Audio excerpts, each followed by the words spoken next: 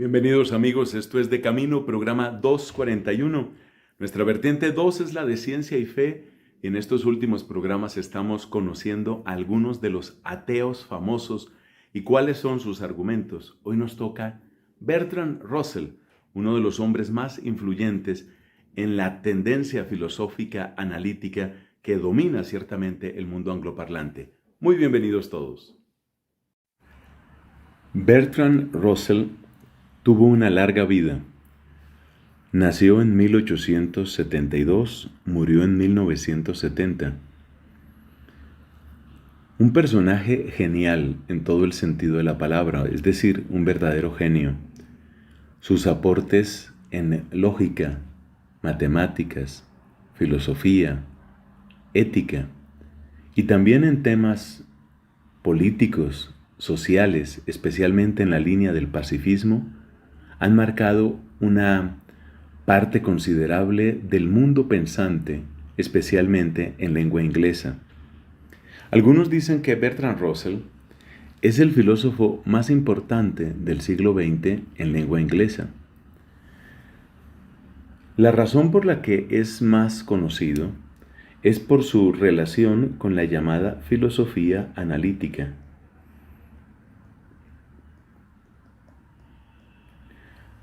Se le atribuye propiamente como fundador de la filosofía analítica. El gran propósito de este modo de ver a la filosofía es precisamente hacer análisis, es decir, tomar el discurso y mirarlo en sus componentes más simples y en las relaciones que estos componentes tienen entre sí. Por ejemplo, si tomamos una frase muy sencilla, Ernesto, supongamos, Ernesto sacó a pasear su perro el día de ayer. Una frase como estas tiene distintos elementos, es algo que seguramente hemos estudiado en el colegio. Elementos como cuáles, bueno, nos damos cuenta que hay palabras que identificamos como sustantivos o a veces se les llama nombres. Entonces tenemos a Ernesto, tenemos al perro, tenemos día. Estos son sustantivos. Pero nos damos cuenta que, aunque ellos son sustantivos, tienen distintas funciones dentro de la frase. Así, por ejemplo, Ernesto cumple una función básica que es la de sujeto. Es el sujeto de un verbo y ese verbo, pues es el verbo sacar. Pero hay otro verbo que también aparece y es el verbo pasear. Entonces, no es Ernesto paseó, sino Ernesto sacó a pasear. ¿Cómo se relacionan estos verbos entre sí? ¿Cómo se relacionan estos sustantivos entre sí? ¿Qué papel cumplen? Podríamos seguirnos preguntando.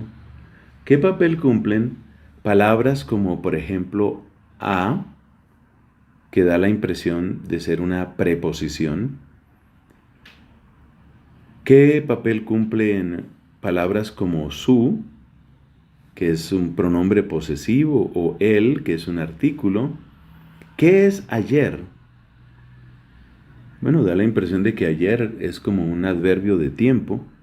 Este es el tipo de análisis que hace la filosofía analítica. Y lo que quería Russell, en cuanto filósofo, era que se aplicara un método semejante al discurso filosófico para limpiarlo, podríamos decir, para depurarlo. Tenía él la impresión de que especialmente la filosofía llamada idealista, es decir, la que es heredera de Kant en sus distintas vertientes, finalmente terminaba combinando palabras de modos muy complejos, pero que no tenían un significado al final. Es decir, el significado se disolvía en la complejidad del discurso.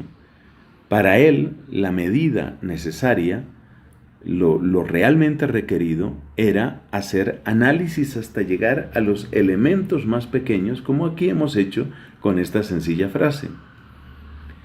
Desde el punto de vista del trabajo filosófico, Russell es bastante original porque este enfoque va a conectar su trabajo como filósofo con su capacidad como matemático y como lógico.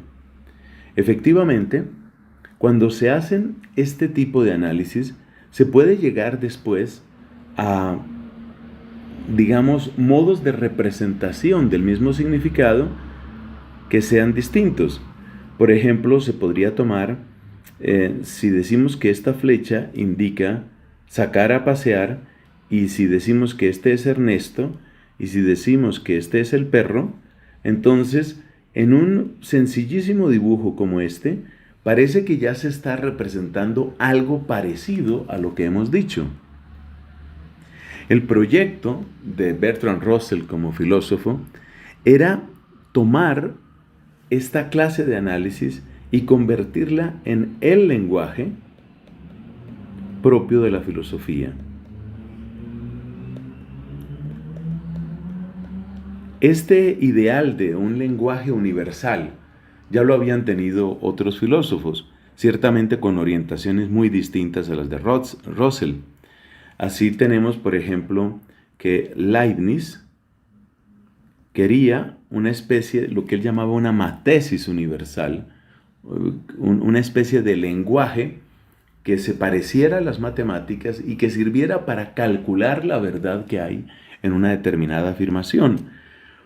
Baruch Spinoza, que fue muy apreciado, leído por Russell, tenía también una aspiración semejante. Spinoza quería que la ética, por ejemplo, fuera expuesta con el mismo rigor que la geometría.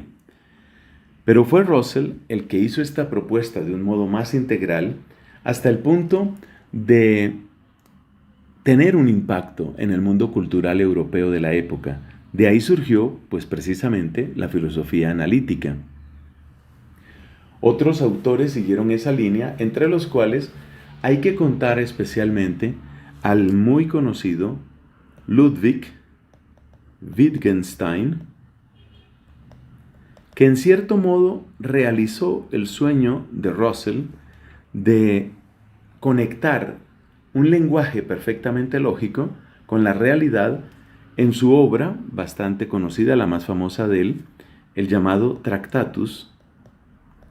El Tractatus de Wittgenstein intenta precisamente una derivación completamente lógica del lenguaje que a su vez corresponde a una explicación plena de lo que puede ser conocido de la realidad. Es un trabajo, es un esfuerzo filosófico y mental muy grande. Este hombre de tanta genialidad, al principio de su vida, en su infancia y en su juventud, en su primera juventud, fue bastante creyente, Bertrand Russell. Pero la lectura de autores como John Stuart Mill y otros, indudablemente, lo apartaron del camino de la religión. Él dice Russell en algunos de sus escritos, pues son muy numerosos sus escritos, dice que a partir de los 18 años, él se declaró ateo. La razón de su ateísmo fue precisamente leer a John Stuart Mill, allí donde John Stuart Mill dice, preguntar quién me creó para llegar a Dios no resuelve las cosas, porque si efectivamente hay que preguntar quién me creó a mí, pues también hay que preguntar quién creó a Dios. Y si la pregunta quién creó a Dios tiene respuesta en una especie, si este es Dios, y si esa pregunta me lleva a un D sub 1, pues el D sub 1 me lleva a un D sub 2 y así sucesivamente en una cadena que no termina. Por consiguiente, no tiene lógica hablar de Dios como origen de mi vida. Ese fue el argumento que a los 18 años de su edad lo sacó de la fe cristiana en la que había crecido. Especialmente él menciona con gratitud a una mujer creyente, su abuela paterna. Pero luego encontró que otros argumentos le servían también para negar la existencia de Dios. Durante un tiempo, Russell creyó que el argumento llamado ontológico, enunciado por ejemplo por San Anselmo de Canterbury, era un argumento válido para hablar de Dios. El argumento ontológico es el que dice que yo puedo pensar en algo que es infinitamente superior a todo. Y ese algo en el que estoy pensando, si no existiera, pues no sería infinitamente superior, porque yo puedo pensar todavía algo mejor, y es que tuviera todas las características de perfección y además existiera. Por consiguiente, tiene que existir Dios. Esa es la síntesis del argumento ontológico de San Anselmo. Un argumento que, dicho sea de paso, no ha convencido incluso a otros cristianos. Santo Tomás de Aquino, por ejemplo, descarta el argumento ontológico. Durante un tiempo, Russell creyó que el argumento ontológico podía servir para afirmar la existencia de Dios, pero luego se llegó a la misma conclusión que Santo Tomás, y es que el argumento ontológico da un salto del pensamiento hacia la realidad, o como se puede decir también de la esencia hacia la existencia, y que en ese sentido, pues no es válido. También consideró y sopesó el llamado argumento cosmológico, pero no lo aceptó, lo rechazó siguiendo el pensamiento de David Hume o la crítica de David Hume, del cual hemos hablado también en estos programas, porque Hume dice, el hecho de que se pueda buscar la causa de muchas cosas no quiere decir que haya una causa para el universo. Sabemos que Hume hizo una gran crítica a la noción de causa, y ese modo de argumentar de Hume le parece suficiente a Russell para decir que entonces no hay que buscar una causa para el universo. Por supuesto, uno le podría preguntar a Russell, bueno, pero ¿qué diferencia hay entre negar una causa para el universo